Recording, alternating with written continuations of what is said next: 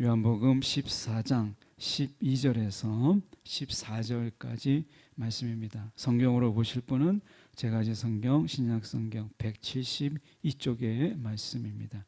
제가 12절로 14절까지 봉독해 올립니다. 내가 진실로 진실로 너에게 이르노니 나를 믿는 자는 내가 하는 일을 그도 할 것이요 또한 그보다 큰 일도 하리니 이는 내가 아버지께로 감이라. 너희가 내 이름으로 무엇을 구하든지 내가 행하리니 이는 아버지로 하여금 아들로 말미암아 영광을 받으시게 하려 함이라. 내 이름으로 무엇이든지 내게 구하면 내가 행하리라. 아멘. 오늘 이 말씀 가지고 주의 이름은 사명과 동시에 약속이다라는 제목으로 함께 말씀을 나누길 원합니다. 하나님과 우리의 관계를 설명한다면 혹시 누군가가 우리에게 당신에게 있어서 하나님은 어떤 분이십니까? 라고 우리가 질문을 받는다면 우리는 그 하나님을 어떻게 설명하고 그 하나님의 관계를 뭐라고 말할까? 라고 하는 이 질문을 우리가 한번 생각해 보려고 해요. 마더 테레사가 이런 이야기를 했습니다. 나는 하나님의 손에 쥐어진 작은 연필일 뿐입니다. 쓰고 계시는 분은 하나님이십니다. 하나님은 그 연필을 가지고 생각하시며 쓰고 계십니다. 이렇게 표현했어요. 많은 아이들의 이 고아들을 돌봤던 이 수녀 마더 테레사가 나는 하나님의 손에 쥐어진 작은 연필이다. 이렇게 표현했습니다. 여러분 짧은 영상들을 혹시 많이 보시죠? 유튜브나 아니면 다른 걸 보다가 요새는 뭐 짧은 영상이 많으니까 저도 이렇게 뭐 검색하다가 짧은 영상을 하나 봤는데 영화 배우예요. 디카프리오가 무슨 영화 배우인데 그 영화 배우 옆에 그 영화 배우 사진을 놓고 그리고 한 사람이 그림을 그려요. 근데 연필로 그림을 그리는데 너무 엉터리로 그리는 거예요. 막 마음대로 그리는 거. 어린이 낙서 같은 거예요. 근데 나중에 시간이 좀 지나면서 보니까 점점 더 정교해지고 나중에 보니까 그 사진과 너무 흡사하게 인물화를 그린 거예요. 그 표정, 눈빛 그리고 어떻게 보면 얼굴의 작은 미세한 부분까지 그렸는데 너무 잘 그린 거예요. 이걸 그림을 보면서 그런 생각을 했어요. 하나님이 우리를 사용하실 때 우리 인생 가만히 돌아보세요. 우리의 인생이 막 어떻게 보면 퍼진 물감처럼 때로는 빗나간 그림처럼 이렇게 되는데 하나님의 인생에 붙잡힌 붓처럼 막 하나님이 마음대로 막 그리는 것 같은데 나중에 보면 명화가 되고 있잖아요. 거장의 손에 붙잡힌 그 연필로 막 그리는 그림은 막 나가는 것 같고 틀린 것 같고 실수한 것 같은데 나중에 보면 명작이 되는 것을 보게 되잖아요. 우리의 삶을 가만히 돌아보면 또 저도 그렇고 여러분들의 삶도 돌아보면 어떨 때 그러잖아요. 우리가 뭐 했나? 살아오면서 지금까지 내가 뭐 했나? 라는 생각이 들 때 그런 생각을 해보게 돼요. 하나님의 손 안에 있는 난데 하나님이 나를 들어서 쓰셨고 그리고 하나님께서 지금 나를 붙잡고 있다면 내가 생각할 때 이게 내 인생이 뭔가라고 싶을 때조차도 하나님의 손 안에 있는 거라면 지금 내 인생을 통해서 또 저와 여러분의 인생을 통해서 하나님이 명화를 그리고 있고 하나님이 위대한 작품을 만들고 있다라는 생각을 해보게 되잖아요. 그 전에 제가 이 베이징 올림픽에 초대 작가로 갔던 작가를 알고 있어요. 현직 화가예요. 근데 그 화방에 가서 그림을 그리는 거 보면 작품 활동을 할 때 제가 커피 마시러 갔었거든요. 그 몇 번 가면 그림을 그리는데 제가 볼 때는 저렇게 하면 잘못 그린 것 같아요. 어떨 때는 물감을 확 번졌다가 뭐 유채와 그림을 물감을 막 묻혔다가 막 그러거든요. 그러면 저거 다시 그려야 될 것 같다. 큰 화폭의 그림인데 실패한 것 같다. 이런 생각이 들어요. 제가 봐도. 근데 나중에 보면 그 실패한 것 같았던 그 점, 그 물감이 나중에는 굉장히 핵심적인 역할 속에서 비중을 차지하고 명함이 되는 것을 보게 돼요. 다르더라고요, 하는 게. 여러분, 우리가 하나님의 손에 붙잡힌 연필이나 붓처럼 우리의 삶을 볼 때 별것 아닌 것 같아도 하나님은 우리의 별것 아닌 삶을 통해서 명화를 그리고 계시다, 이런 생각을 해보게 돼요. 오늘 예수님의 삶이 그런 거잖아요. 예수님이 십자가에서 죽으실 때 내 삶이 뭔가, 사람들이 볼 때는 그런 생각이 들잖아요. 예수님의 삶이 뭔가, 그냥 그렇게 예수님이 이 땅에 오셔서 모든 걸 다 비워두고 오셨는데 결국에는 조롱당하고 채찍맞고 그러다가 십자가에 죽는 이런 삶, 야, 별거 아니다 생각하지만, 그러나 그 예수를 통해서 하나님은 다 이루신 거예요. 그리고 죽음을 이기시고 사망을 이기시고 부활케 하시는 하나님의 반전이 그 가운데 있는 걸 보게 되잖아요. 놀라운 하나님의 역사죠. 실패 같지만, 그리고 절망 같지만 하나님의 손 안에 있을 때는 반전이 되고 역전이 되는 것을 보게 되죠.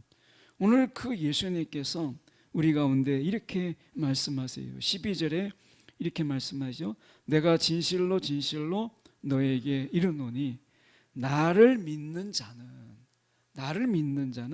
내가 하는 일을 그도 할 것이요 라고 얘기해요. 믿음이라고 하는 부분을 다시 돌아보게 돼요. 믿음이라는 게 뭘까?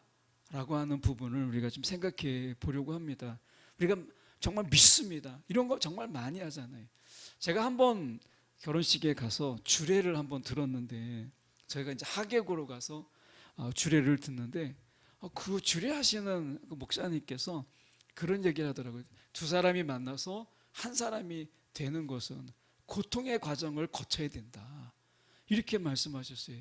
그러면서 뭐라고 말씀하셨냐면, 두 사람이 하나가 되기 위해서는 자기의 반쪽이 잘려나가는 고통이 있어야 된다는 거예요. 그 두 사람이 갑자기 있다가 하나가 될 수는 없잖아요. 그 둘이잖아요.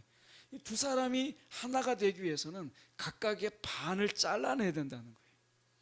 각각의 반을 도려내는 이런 고통 속에서 나중에 하나가 된다는 거예요. 그러니까 살아왔던 시간들, 30년의 시간들을 살아왔다면 30년에 살아왔던 삶의 반을 쪼개는 거예요. 그 얼마나 고통이에요. 그리고 서쪽도 반을 잘라요. 그리고 그 반을 자르는 가운데서 합쳤을 때 하나가 된다. 그래서 고통이 있는 사랑이다. 하나가 된다라는 것은 고통의 과정이 있다, 이렇게 이야기를 하시더라고요. 한편 생각해 볼 때 정말 두 사람이 하나가 된다는 게 얼마나 어려운가 라고 하는 것을 보게 돼요. 우리가 성경 속에서도 우리가 주님과 우리가 하나다라고 말씀하잖아요. 요한복음 15장 5절의 말씀에 보면 이렇게 말씀합니다. 나는 포도나무요 너희는 가지라. 그가 내 안에 내가 그 안에 거하면, 이거잖아요. 그가 내 안에 거하려면 저절로 되겠어요? 안 되죠. 그가 내 안에 거해야 되는데 내 안에 염려가 있고 걱정, 제일 많은 게 우리가 걱정과 염려잖아요. 세상에 대한 근심, 자녀에 대한 근심, 뭐 내일은 어떻게 살까, 나중에 노후가 되면 내가 뭐 먹고 살까, 어떻게 살까, 뭐 걱정 얼마나 많아요. 이런 걱정이 가득하고, 또 세상에 대해서 또 우리가 물질적인 욕심, 욕망 이런 것이 또 막 가득하고 정욕으로 가득하게 되고, 이렇게 된다면 예수님이 우리 안에 들어올 틈이 없잖아요. 그러니까 주님이 내 안에 들어오는 게 먼저예요. 내가 주님 안에 거하는 것보다 먼저가 그가 내 안에 거한다고 하거든요. 순서가 말씀해 보면 그가 내 안에 먼저 거해야 돼요. 그러면 내가 그 안에 거할 수 있어요. 순서가 그렇게 돼요. 그러면 내 것을 내려놔야 돼요. 그게 뭐냐면 십자가예요. 빌립보서 말씀에 보면 예수님께서 하나님과 동등된 본체시죠. 하나님과 함께, 우리가 성자 하나님이잖아요. 하나님과 동등된 분이세요. 그런데 그 모든 것을 다 비워두고 이 땅에 사람의 육신을 입고 이 땅에 오신 거예요. 이것을 우리가 신학적인 용어로 우리가 자기 비하라고 이야기하고, 이것을 우리가 헬라어로 이야기할 때 케노시스라고 이야기해요. 이 케노시스라고 하는 것은 자기를 완전히 비우는 거예요. 예수님께서 이 땅에 오셨을 때 하늘의 주님 하나님과 동등된 분이시지만 다 비워두고 이 땅에 오신 자기 비하, 이 케노스적인 삶으로 이 땅에 오신 거거든요. 그런데 다 비웠을 때 채우신 게 있죠. 뭐죠? 성령. 성령의 채우심을 통해서 예수님께서는 사역을 하셨어요. 성령의 충만한 가운데서, 성령의 이끄심 속에서 사단의 시험을 받으셨고, 성령의 이끄심 속에서 갈릴리로 가셨어요. 성령이 가라면 가고 성령이 서라면 섰어요. 이것은 뭐죠? 자기를 비우고 성령으로 충만한 삶을 사셨어요. 이게 십자가의 삶이에요. 십자가는 나를 비우는 거예요. 내 걱정과 염려를 주님께 맡기고 십자가 앞에 내려놓고 나라고 하는 이 자아를 십자가에서 내려놓아야 돼요. 비워야 돼요. 그래야 주님이 내 안에 거하시는 거예요. 그렇게 될 때 나도 그 안에 거하는 거예요. 이게 하나가 되는 거예요. 두 사람이 하나가 될 때는 반씩을 자르면 되는지 몰라도 주님과 하나가 될 때는 나를 완전히 비우는 케노시스가 있어야 돼요. 이게 십자가예요. 그래서 십자가에서 나를 다 내려놓는 거예요. 그래서 예수님을 따르려면 그냥 맨몸만 가지고 우리가 주님을 따를 수 없어요. 십자가를 지고 나를 따르라. 근데 십자가를 진다라는 것을 뭐라고 얘기하죠? 자기 부인. 십자가를 진다라고 하는 것은 자기 부인이에요. 이 자기 부인이 있어야, 그래야 주님을 따를 수 있는 거예요. 그 자기 부인의 삶이 십자가예요. 그러니까 결국 뭐겠어요? 내 마음대로 하려고 하는 나를 내려놓는 거예요. 걱정하는 나를 내려놓는 거예요. 근심하는 나를 십자가에 내려놓는 거예요. 끊임없이. 그래서 믿음의 성장이라고 하는 것은 내가 그만큼 더 비운 거고, 그만큼 주님이 내 안에 거하는 거예요. 이게 믿음의 성장이라고 말하는 거예요. 여러분, 믿음이 성장하셨습니까? 믿음이 자라셨습니까? 그렇다면 내가 그만큼 십자가에서 나를 더 많이 내려놓았던 거고, 나를 더 많이 비움의 시간이 있었던 것이고, 주님이 내 안에 더 거하신 거예요. 내 안에 충만히 임하신 거예요. 우리는 이 길을 가는 거예요. 내가 나로 존재하면서 주님이 내 안에 거하게 할 수 없어요. 내 안에 가득한데 어떻게 거할 수 있죠? 이것을 우리는 빈 그릇에 비유하잖아요. 질그릇 같아도 그 안에 비어 있으면 주님께서 그 속에 보화로 존재하는 거예요. 그러면 그 질그릇이 질그릇인데 나중에 주님이라고 하는 보화가 그 가운데 임하게 되면 결국에는 보물을 담은 그릇이 되는 거죠. 질그릇이 아니라. 우리가 그런 존재라는 거예요. 질그릇 같은 존재인데 비워야 돼요. 그리고 주님이 내 안에 더 거하는 거예요. 주님이 내 안에 거하는 것, 이것을 믿음이라고 말하는 거예요. 우리가 제일 많이 믿음에 실수하는 게 뭐죠? 믿습니다 외쳐요. 이게 믿음이라고 생각해요. 나는 그대로예요. 여전히 달라지지 않아요. 나로 가득한데 주님은 저기 있어요. 주님과 나는 상관없어요. 그냥 같이 있는 거예요 지금. 그런데 내가 그 주님을 믿습니다를 외치면 그게 좋은 믿음이라고 생각해요. 아니죠. 주님이 말씀하시는 믿음은 나는 포도나무요 너희는 가지라. 그가 내 안에, 내가 그 안에 거하는 사람, 이게 믿음의 사람인 거예요.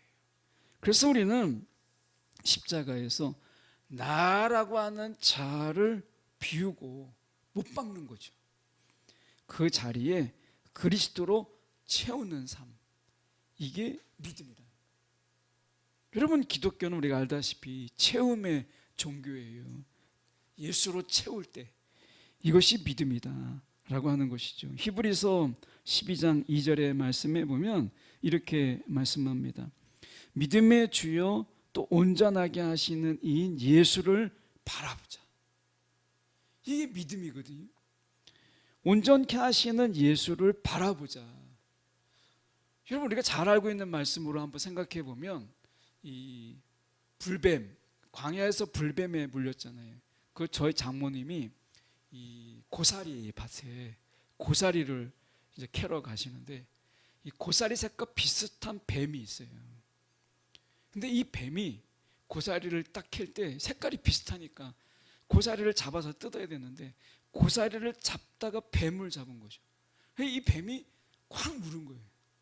근데 이 뱀을 알아야 병원에 가면 해독제가 여러 해독제가 있다고 그래요. 그러니까 어떤 뱀에 따라서 해독제를 바로 찾아서 하는데 뭐 너무 빨리 이제 뱀에 빨리 물리다 보니까 뱀은 사라져 버리니까 뱀을 못 본 거예요. 그러니까 해독제를 어느 게 맞는지 모르니까 이게 독이 파랗게 올라오는 거예요. 그러면 이걸 빨리 묶고 이제 병원에 가서 해독제를 어느 뱀인지 모르니까 여러 대를 맞은 거죠. 근데 불뱀에 물렸어요. 이 불뱀은 고고학자들이 이야기합니다. 살모사보다 더 독한 독이라고 해요. 그러니까 독사죠. 그 독사에 이스라엘 백성들이 물린 거예요. 그런데 하나님이 너무 답답한 이야기를 하잖아요. 노스로 뱀을 만들었어요. 노스로 뱀 모양을 만들었어요. 그리고 높이 달았어요. 그리고 그 노뱀을 바라보는 자는 산다는 거예요. 여러분이라면 그거 보겠어요? 저라면 안 봐요. 아니 지금 독사에 물려서 독이 막 파랗게 막 올라오는데 지금 독을 막아야 되는데 언제 노뱀을 바라보겠어요? 근데 노뱀을 보는 자는 살았고 독사에 물린 그 독의 자리를 보는 자는 죽었어요.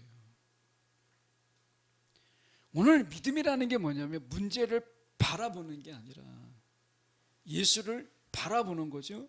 근데 예수를 바라보는 것은 저절로 바라보지 않아요. 문제를 바라보는 나를 내려놔야 예수를 바라볼 수 있어요.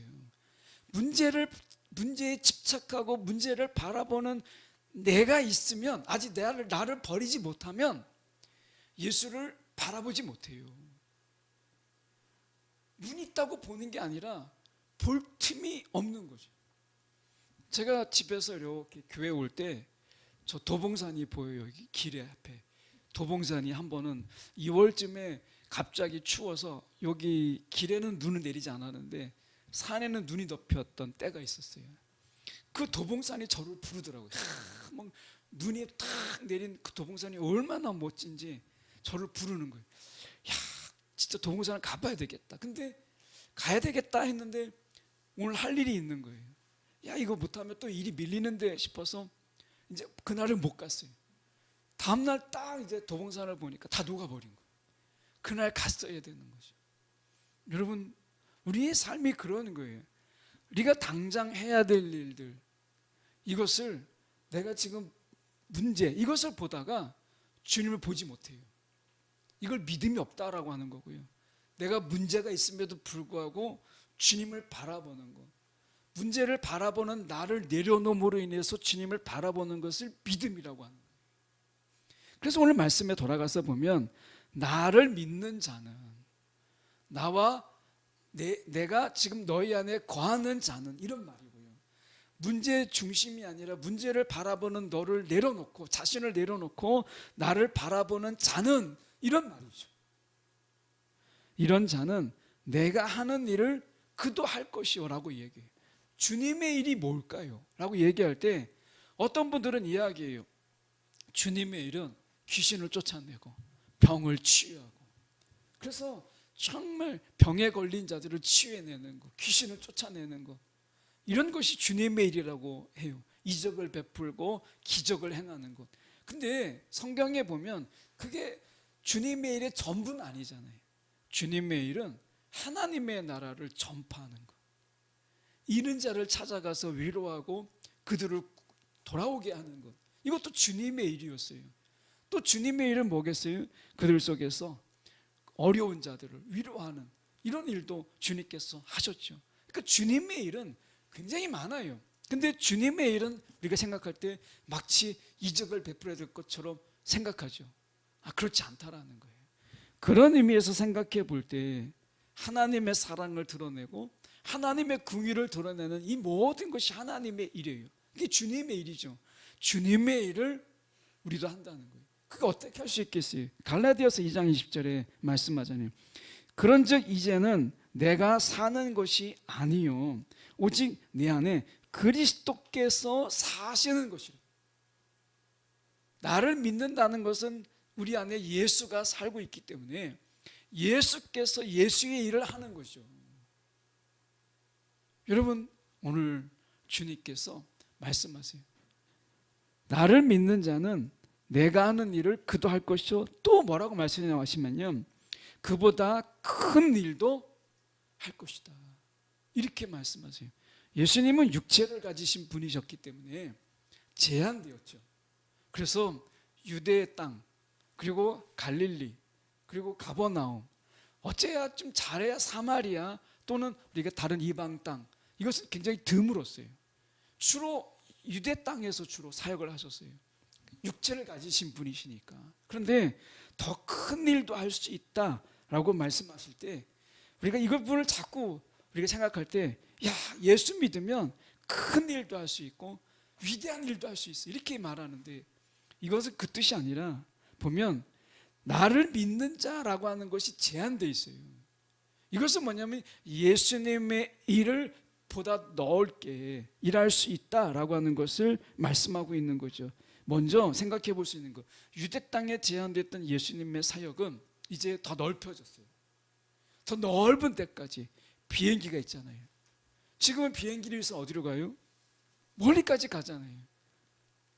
여러분, 그렇기 때문에 보다 지리적으로 넓은 지역으로 갈 수 있었고, 그리고 성령의 역사가 있어요. 예수님도 하지 못했던 일을 베드로가 하지요. 어떻게 했어요? 오순절 성령 강림 후에 베드로가 설교 한 편에 3,000명을 구원했어요. 3,000명이 회개했어요. 예수님도 하지 못했던 일들을 그가 하잖아요. 이것이 뭐겠어요? 성령의 역사예요. 오늘 우리 가운데 보다 넓은, 그리고 더 많은 영적인 결실들이 있게 하셨다라고 하는 거고요. 더 중요한 것은 예수님 당시에는 아직 십자가 전이었고 부활 전이었어요.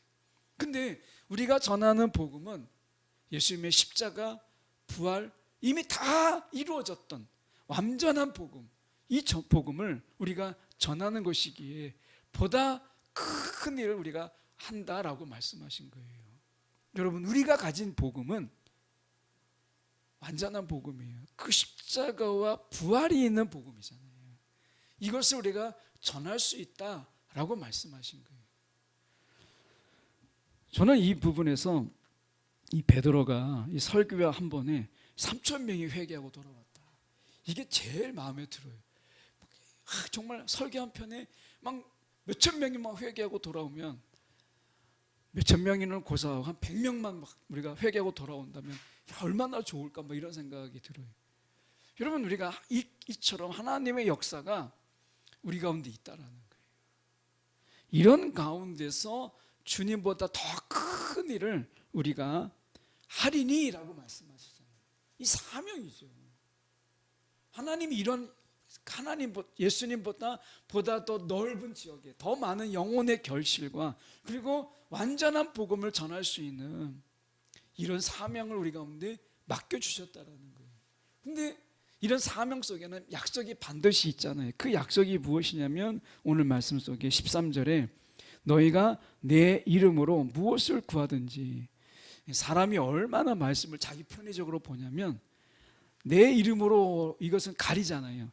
무엇을 구하든지 내가 행하리니, 이거는 눈에 보이는데 내 이름으로 라는 말이 잘 안 보이잖아요. 여러분, 우리가 볼 때 오늘 말씀에 내 이름으로가 강조점이에요. 초점은 여기에 있어요. 무엇을 구하든지 내가 행하리니 라고 하는 것에 초점이 있는 게 아니라 내 이름으로가 이 초점이에요. 14절에도 말씀하잖아요. 내 이름으로 무엇이든지 내게 구하면 내가 행하리라 라고 말씀해요.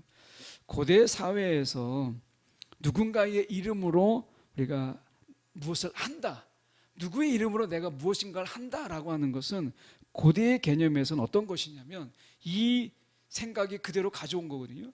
고대의 누군가의 이름으로 한다라는 것은 그 사람의 권위와 그 사람의 의지를 대신한다라는 뜻을 가졌어요. 그러니까 예수의 권위, 예수의 의지를 가지고 행한다. 내 뜻 아니라 예수의 권위와 예수의 의지를 가지고 행한다라는 거예요. 그러니까 여기서 말하는 것은 내 이름으로 무엇을 구하든지라는 말은 예수의 뜻대로 구하는 것을 말하는 거예요. 내 뜻대로 구하면 무엇을 구하든지 다 이루어진다, 이 뜻이 아니에요. 예수님의 뜻대로, 예수님의 마음으로 무엇인가를 구할 때 내가 행하겠다라고 말씀하십니다. 그런 의미에서 우리는 이런 생각을 좀 해볼 필요가 있어요. 여러분, 우리가 여기서 내 이름으로 라고 하는 이 이름을 주셨잖아요. 그 이름을 주셨을 때 마치 백지수표처럼 너가 원하는 거 다 적어봐, 다 써봐, 이런 의미로 오늘 내 이름을 우리 가운데 말씀하시는 게 아니고, 이것은 주님께서 주님의 일을 감당하는데 필요한 모든 것들을 내가 다 무제한으로 줄 테니까 너희가 구해봐, 이런 뜻이에요. 약속이죠. 하나님의 일, 주님의 일을 감당하는 데 있어서 내가 돈이 없어서, 내가 능력이 없어서, 내가 지혜가 없어서 못하는 일이 없도록, 적어도 우리 일이 아니라 주님의 일을 감당하는 데 있어서 돈 타령하지 말라는 거예요. 주님의 일을 우리가 감당하는 데 능력이 없다, 지혜가 없다, 사람이 없다, 이런 말을 하지 말라는 거예요. 주님께서 말씀하시는 게 무엇이냐면 주님의 일을 우리가 완수하는 데 있어서, 그 사명을 감당하는 데 있어서 필요한 모든 것들을 내가 무제한으로 너에게 베풀겠다라고 하는 말씀이에요. 그래서 이것을 가지고 이야기할 때 우리가 고든이라고 하는 이 고든은 이제 평신도 설교자죠. 20세기 초반에 이 평신도 설교자였던 이 고든이라는 분이 기도에 관한 조용한 대화라고 하는 책을 썼어요. 그래서 그분이 이 책에서 이렇게 이야기했습니다. 뭐라고 얘기했냐면, 예수의 이름은 단순히 문장을 마치는 관용구가 아니다. 이 점에 우리가 좀 더 생각해 봐야 돼요. 예수의 이름, 우리가 기도할 때 예수의 이름으로 기도합니다 라고 기도하잖아요. 그러니까 예수의 이름은 단순히 문장을 마치는 관용구가 아니다. 우리는 관용구처럼 쓰잖아요. 우리가 어떻게 예수의 이름으로 기도합니다 하면은 이제 예배 끝났다, 이제 마칠 때 되었다, 이렇게 생각하잖아요. 그런데 그런 의미가 아니라 하나님의 보좌 앞으로 나갈 수 있는 유일한 통행증이자 암호다. 고든은 이렇게 이야기했어요. 우리의 기도가 하나님의 보좌에 이르는 그런 통행증이다 라고 하는 게, 이게 예수의 이름이라는 거예요. 그러니까 예수의 이름, 우리가 기도할 때 우리의 이름으로 기도하면요, 하나님의 보좌에 이르지 못해요. 예수의 이름이 아니고선 우리의 기도는 그냥 다 버려지는 기도예요. 근데 예수의 이름으로 기도하게 되면 그것은 하나님의 보좌에 이르는 암호와 같은 것이다. 막을 수가 없다. 고든이 이렇게 이야기했어요. 여러분, 오늘 예수의 이름을 우리 가운데 주셨어요. 그 이름으로 우리가 사명을 감당하는 데 있어서 필요한 모든 것들을 무제한으로 너희가 구해라. 그러면 청구해라. 내가 다 주겠다 라고 말씀하신 거예요. 그러니까 우리가 무엇을 구하든지 내가 행하겠다라는 것이 아니라 내 이름으로 라고 하는 것이 강조점이죠. 여러분, 주님의 이름을 우리 가운데 주셨어요. 한 비유를 이렇게 들어보면, 우리의 기도라고 하는 것은 우리가 뭔가 막혀가지고 굴절되고 빛이 통과되지 않는 그런 것인데, 여러분 옛날에 한번 많이 해보셨죠? 렌즈, 우리가 돋보기 같은 거 어떻게 하죠? 돋보기 같은 거 빛을 다 모아가지고 초점을 맞으면 무엇인가를 태워요. 이게 기도예요. 기도는 우리가 우리의 기도라고 하는 예수 이름의 기도가 아니라 우리의 기도는 다 막혀요. 기도하다 보면 막히지 않아요? 그런데 예수의 이름으로, 예수의 마음으로, 예수의 뜻으로 우리가 구할 때 그 기도가 막 모아지고 집중될 때 우리 앞에 놓여져 있는 것이, 막힌 것이 뚫려지게 되고 그 막힌 것을 불태우는 강력한 파는 능력이 된다는 거예요.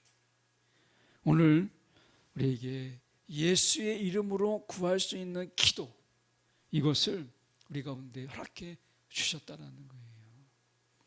여러분, 오늘 주님의 이름은 사명이지만 동시에 약속이에요. 오늘 주님께서 우리 가운데 허락하신 이 믿음, 이 믿음으로 우리가 예수의 이름으로 구하는 가운데서 오늘 저희가 주님께서 말씀하신 그보다 큰 일도 행하리니 라고 말씀하시잖아요. 오늘 우리가 생각했던 것보다 더 큰 일을 하도록 우리를 부르신 주님의 뜻을 우리가 간직하는 저와 여러분이 되기를 간절히 소망합니다.